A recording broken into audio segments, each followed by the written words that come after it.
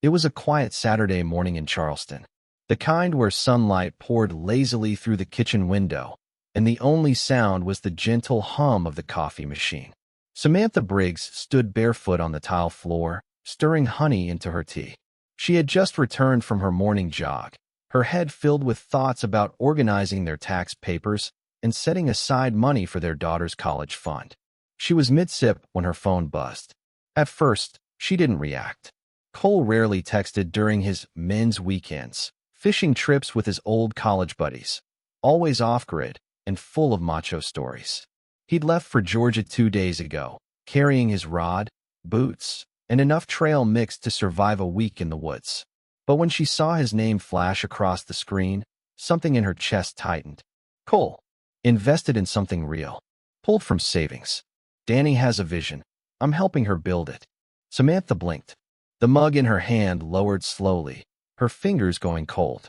Her first instinct was confusion. Danny? What savings? Her second was denial. This must be a joke. A typo. Anything. But as her brain processed the words, dread settled like a lead weight in her stomach. She quickly tapped into their joint savings account, the one they'd built together for nearly 16 years. Balance, $112.84. She didn't scream. She didn't even gasp. She just stared at the screen, heart pounding, mind racing. The savings they'd protected for years, for emergencies, for their daughter, for retirement, was gone. And he hadn't even had the decency to call. Instead, he'd handed it over to Danny, the so-called visionary she'd seen once at a work fundraiser. 29. High heels. Plastic smile. Real estate buzzwords falling from her lips like poetry. Another message buzzed in. Cole. She sees things differently. You never wanted to take risks. We were stuck. This is our fresh start. Samantha's hands began to tremble, but her face stayed eerily calm. She stared out the window, watching a neighbor walk her golden retriever across the street. In that moment, something inside her changed. Cole thought he had just taken their money. He hadn't realized what else he had triggered. Samantha sat down at the edge of the bed, her mind quietly replaying every decision she and Cole had made since the day they opened their first savings account. They were never rich, but they were careful. She had been the planner, the spreadsheet queen, the one who read every fine print, tracked every expense, questioned every splurge. Cole had always laughed about it. You've got the brain of a banker and the heart of a hawk, he'd once said at a dinner party, kissing her cheek as he bragged about how she turned every bonus into something tangible. He was the dreamer. She was the anchor. Together, they had built something real, not flashy, but solid. Every vacation, every mortgage payment, every tuition deposit. She had calculated it all down to the cent. She even had a name for their investment folders, the ladder, each one representing a step toward the life they'd worked for: college for their daughter, early retirement, a cabin in Vermont. Now it was dust. Because Danny has a vision. Samantha opened the folder on her laptop labeled Finances_Master, her hands steady again. She checked the logs. The withdrawals started 2 days ago, spread across 3 accounts. Small chunks at first. Then the big one, the entire emergency fund. No alerts. No red flags. Cole had authorization, of course. He was her husband. But he was also her mistake. What burned more than the money was the betrayal of trust. Not just in their marriage, but in the idea that they were still a team. She scrolled back through old emails, photos, digital memories, vacations, anniversaries. The time they made homemade pizza with their daughter on the kitchen floor during a power outage. The smiles were real back then, weren't they? Or had she just imagined the partnership? The worst part was, this wasn't a heat-of-the-moment decision. Cole had planned it, moved the funds deliberately, and then texted her like she was just a former colleague being notified of a policy change. She opened her drawer and pulled out an old document. It was crisp, neatly filed under legal joint agreements. 10 years ago, after a friend's brutal divorce, she had insisted on co-sign clauses for any financial transaction over $5,000. Cole had scoffed at the time. You don't trust me? She'd smiled and replied, I trust you more than anyone. But I trust paperwork, too. And that paperwork, forgotten, dusty, and boring, might now be her salvation. She didn't cry. She didn't scream. She just whispered to the quiet room, "You messed with the wrong woman, Cole." Samantha had seen Danny Rains only once, and once was enough. It was a networking event at Cole's firm last spring. Samantha had come straight from her daughter's school play, still wearing the soft blue dress Cole liked, her hair pinned back. She remembered walking into the room and instantly spotting the contrast. Danny, 29, in sky-high heels, designer clutch, and a laugh that carried across the room like perfume. She wasn't subtle. Neither was the way she touched Cole's arm while talking. At the time, Samantha had brushed it off. She was used to Cole's charm, to how women responded to it. He had always been charismatic, and Samantha had never felt the need to compete. After all, they had history, a family, trust. But now she saw it for what it was, the first crack in the wall. Danny wasn't just a distraction. She was the con. Samantha sat at her desk, fingers flying across the keyboard as she searched for any public records linked to Danny Rains and real estate. She expected to find LLC filings, investment property deeds, anything legitimate. What she found instead was a glossy website, a personal brand. Danny Rains, property strategist, build, flip, freedom. The homepage featured curated photos of Danny smiling in front of modern homes with captions like, "Buy smart, flip fast, live free." No licensing details, no brokerage firm, no financial disclosures, just buzzwords and filters. The entire site read like a startup pitch designed to lure in insecure investors and daydreaming clients. There were testimonials, vague, unverified, and a partnership inquiry form. But what caught Samantha's eye was a blog post from 3 weeks ago, titled, "Why Playing Safe is the Real Risk." In it, Danny described the dangers of holding money in static accounts, praising those who had the courage to bet on potential. It was thinly veiled propaganda, and Samantha had a sick feeling Cole had swallowed it whole. She moved to social media. Danny's Instagram was an influencer's dream. Sunlight, stilettos, and statements like, "Smart women build empires, with other people's money, if necessary," winking face. That one made Samantha's breath catch. Was it a joke? Or a confession? But it wasn't until she checked the business registry that the truth clicked. Danny had no licensed firm, no business bank account. The only account listed in a recent wire transfer record, a trace Samantha had obtained through their bank's digital logs, was a personal checking account in Danny's name. This wasn't a startup. It was a soft scam. Cole hadn't invested in a company. He had handed their future over to a woman who operated her brand like a performance. Samantha leaned back in her chair. She could have screamed or panicked. Instead, she smiled just slightly. "You're not a mogul, Danny. You're a mirage, and I've buried stronger illusions than you." Samantha didn't sleep that night. Not because she was in shock, that part had passed, but because she had work to do. By dawn, the kitchen table was covered in folders, documents, and color-coded Post-its. It looked like a war room, because that's exactly what it had become. At the center of it all sat a stapled packet of legal paperwork, quietly powerful. 10 years ago, Samantha had insisted she and Cole sign a mutual financial protection agreement after a close friend's marriage had imploded due to secret debt. Cole had agreed, mostly to shut down the conversation. "You and your worst-case scenarios," he chuckled, signing with barely a glance. But Samantha had read every line, twice. It stated, in clear legal language, that neither party could transfer more than $10,000 from joint savings, investment, or emergency accounts without written consent from the other. A clause rarely invoked, until now. She smiled grimly. Cole's arrogance had made him sloppy. His betrayal wasn't just emotional. It was documented misconduct. She picked up her phone and tapped the contact she'd saved under the name Judith, just in case. Judith Vale wasn't just any attorney. She was a cold-blooded strategist, sharp as a scalpel and just as precise.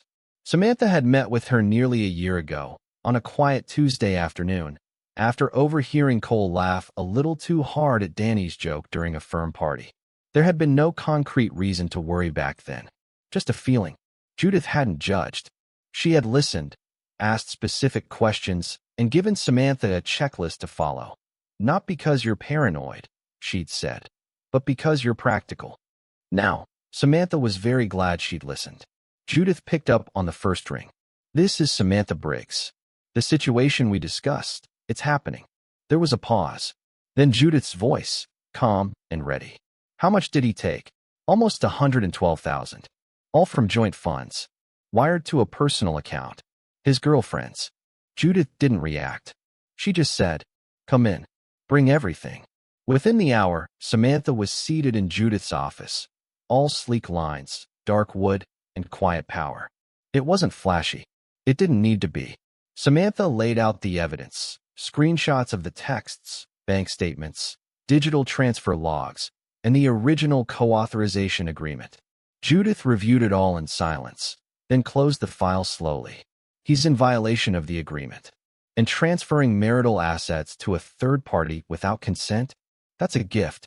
Courts don't like gifts in divorces, especially to mistresses. Samantha didn't flinch at the word. Mistress. It wasn't just a betrayal anymore. It was a case. Judith pulled out a legal pad and started listing steps. First, we freeze the remaining accounts. Then we file a restraining order, not against him personally, yet, but on the assets. By the time he gets home, he won't be able to move a dollar without risking contempt of court. And Danny. Judith looked up, eyes gleaming. We hit her with civil liability for receiving misappropriated funds. She thinks she just won the lottery. Let's show her it came with a lawsuit. Samantha sat back, feeling something unexpected. Not joy, not anger. Control. She had lost the money. She had lost the marriage. But she had not lost herself. And now, she was the one setting the traps. The Monday morning rush hour passed unnoticed as Samantha sat alone at her kitchen table, sipping lukewarm coffee and reviewing her checklist. Her world had tilted, but her hands didn't shake. Not anymore. She was past emotion. Now came execution. Judith had instructed her to gather everything. Emails, receipts, authorization forms, Cole's travel records, and social media screenshots. Anything that would expose this as more than a foolish financial decision. It had to look like what it truly was. A calculated betrayal with legal consequences. Samantha moved like someone assembling a puzzle she already knew the shape of. She logged into their joint calendar, checking Cole's fishing trip entries. She noticed he had added the event manually. No official work tie-in. No trip confirmation. Just a vague title and a few reminders. Then she went deeper. Over the past 2 weeks, there had been multiple unexplained ATM withdrawals, odd purchases from online gear stores, and a $600 charge from a luxury spa in downtown Atlanta, billed under Danny Rain's name. That was the thread she needed. She began organizing evidence into folders on a USB drive, labeled Financial Misconduct, Digital Trail, and Timeline of Deceit. With every click, she regained another piece of power. But her real weapon wasn't just in the data. It was in her silence. Cole still had no idea she knew. That silence, Judith had explained, was crucial. He's confident now, maybe even smug. Let him feel safe. Let him think he's in control. That gives us time to work in the shadows. So when Cole texted that afternoon, a bland message asking how their daughter was doing at school, Samantha responded warmly. She's doing great. Hope the fishing trip is relaxing. Can't wait to hear all about it. Cole sent back a thumbs-up emoji, followed by a photo of a fishing rod next to a campfire. A staged lie. She could see the timestamp metadata in the background. The image had been taken days earlier. She saved it anyway. Every piece of the lie would eventually build the case. By evening, she had compiled over 60 pages of evidence.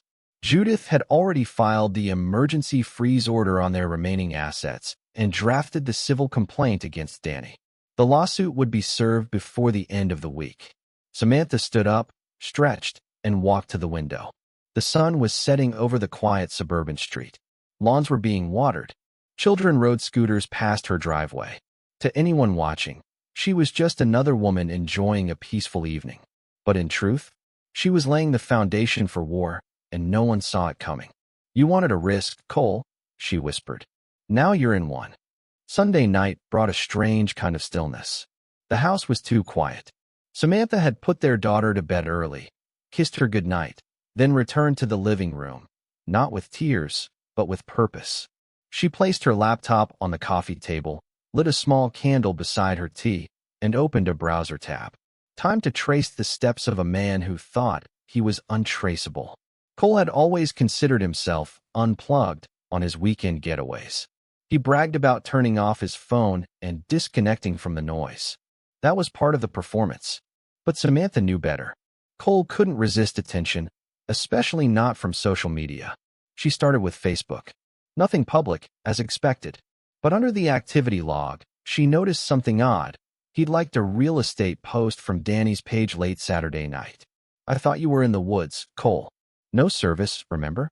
She screen captured the log and timestamp, then clicked through to Danny's page. And that's when the cracks shattered wide open. Danny had posted an Instagram story just 22 hours ago, champagne flutes clinking in a hotel suite, with a view of the Atlanta skyline behind her. Her caption was pure sugar. "To bold moves and new beginnings, clinking glasses briefcase." In the reflection of the glass window, barely visible but unmistakable, was Cole's arm. That same leather wristband he always wore. The one Samantha had given him 5 years ago on their anniversary. She froze the story, took a screenshot, then checked Danny's tagged posts. There it was, a dinner photo posted by the restaurant itself. 2 people celebrating with a personalized dessert that read, "To us." The restaurant was tagged. So was Danny. And the date? Saturday night.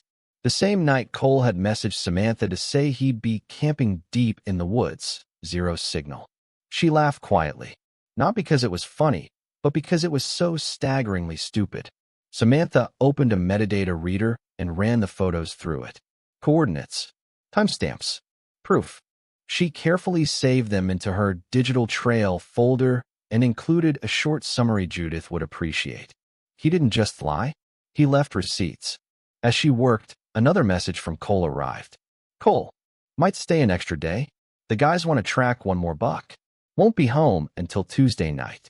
Samantha stared at the text, then slowly typed back. "Samantha, of course. Take your time.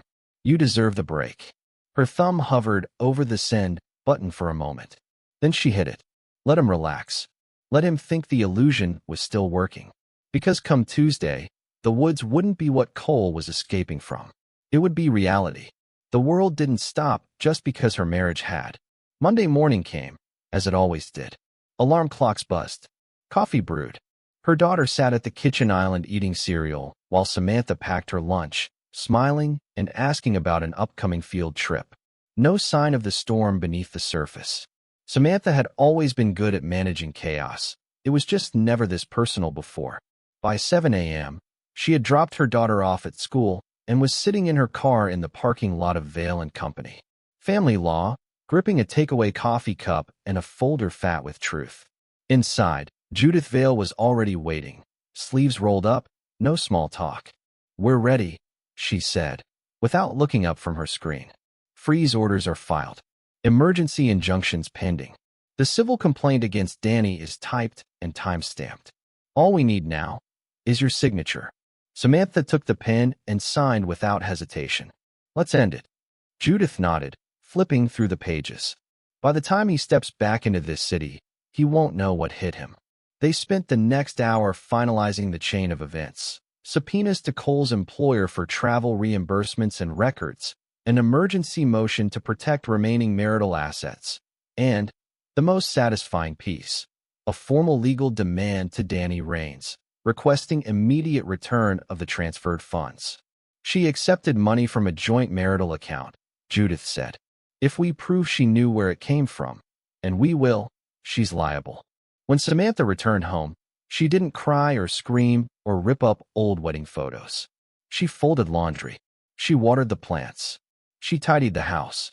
Because that's what Cole would expect. That night, he sent another message. "Cole, miss you. Can't wait to be home. This weekend changed everything." Samantha typed slowly. "Samantha, I'm glad. I can't wait to hear all about it. Make sure you bring home stories." She even added a smiley face. Let him walk confidently into the ambush. Let him think he'd won. Because what Cole didn't know was that the woman he'd underestimated, the one who balanced checkbooks and planned grocery lists, had turned his betrayal into her blueprint for destruction.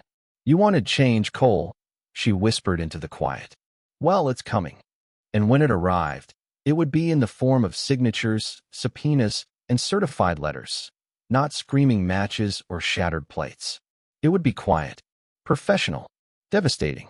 Tuesday morning arrived with the stillness of a loaded weapon. By 9 a.m., Samantha received the first confirmation email from Judith's office. Service completed. Defendant, Danielle Rains. Time, 8:17 a.m. Location, her listed residence in Midtown, Atlanta. Just like that, the real estate darling with the motivational quotes and champagne toasts was now the named defendant in a civil lawsuit for knowingly accepting misappropriated marital funds. The suit didn't mince words. Defendant received $87,500 from a shared marital account without consent or legal justification. Demand for return of funds, damages, and legal fees attached. Samantha read it twice, slowly, savoring the rhythm. Danny hadn't just taken money.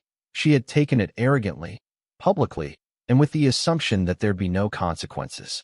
That illusion had just shattered. Meanwhile, Judith's paralegal was already working on compiling financial records to support the claim. The paper trail was strong. Wire transfers directly into Danny's personal account, not a registered business. Her name, her bank, her signature. There was no hiding from it.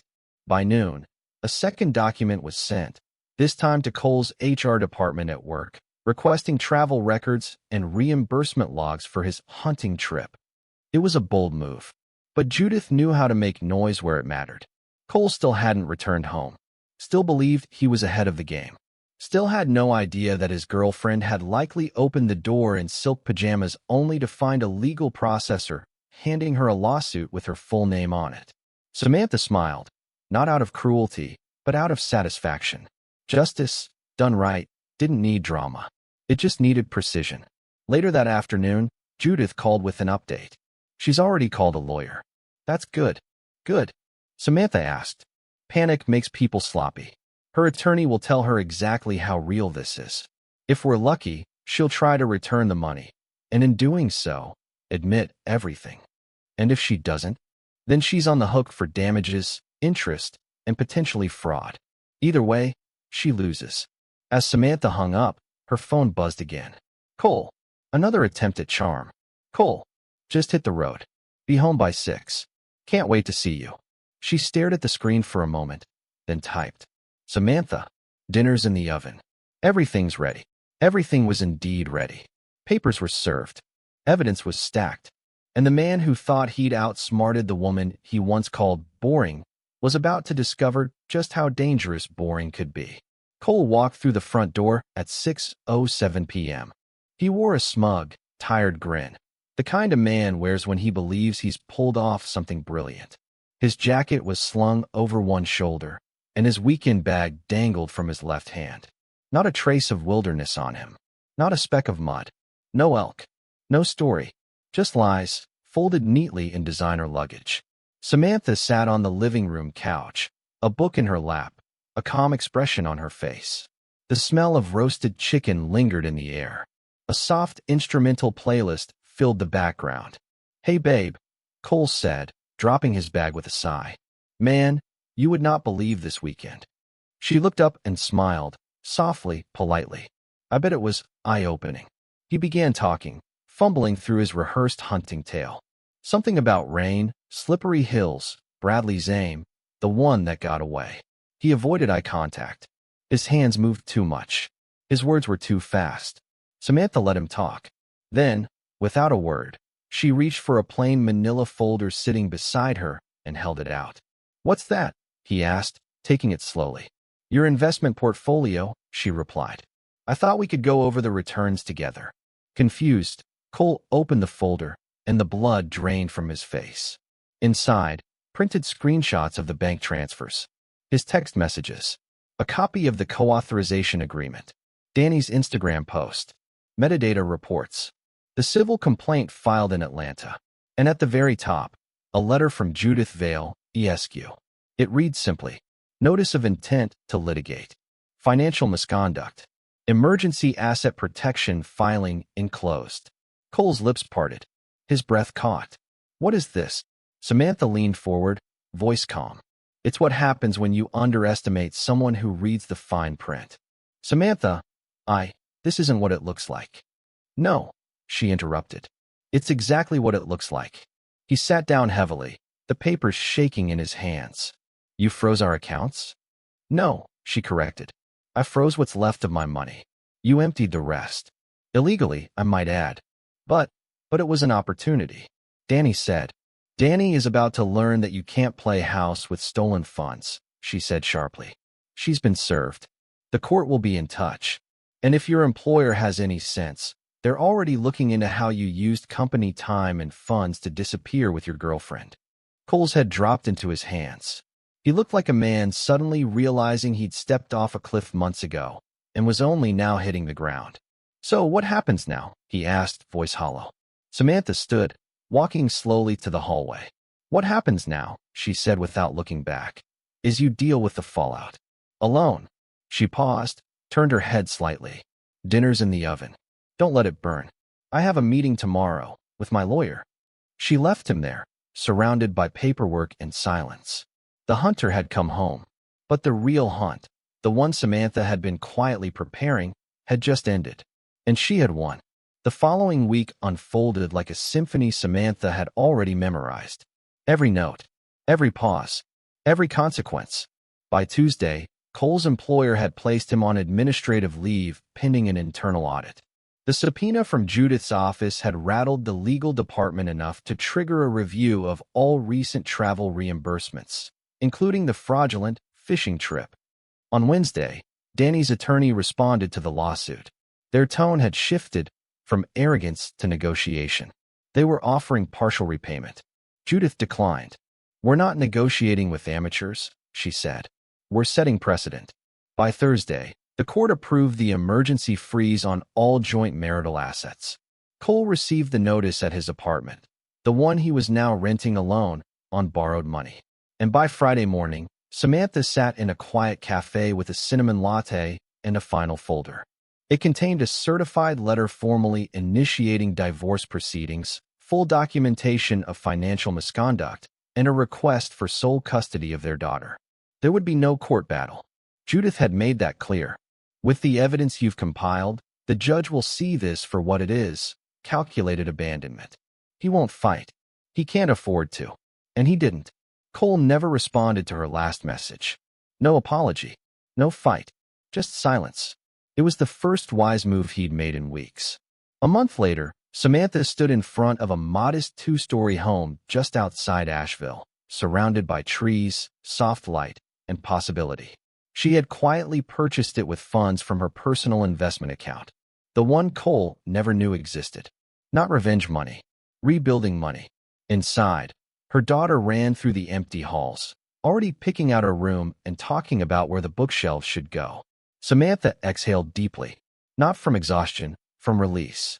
She had spent 15 years building a life with a man who had no idea how much she held it all together. And in just a few weeks, she'd dismantled every illusion he'd wrapped around himself. No screaming, no threats, just paperwork, timing, and absolute clarity. As she unpacked the first box, her phone buzzed. A message from Judith. Judith, final payment from Danny's lawyer just cleared. Full amount. With interest. We're done. Samantha smiled. No, she thought. I'm just getting started. Enjoyed the story? Give it a like and let us know your thoughts in the comments. And don't forget to subscribe. More powerful stories are just around the corner.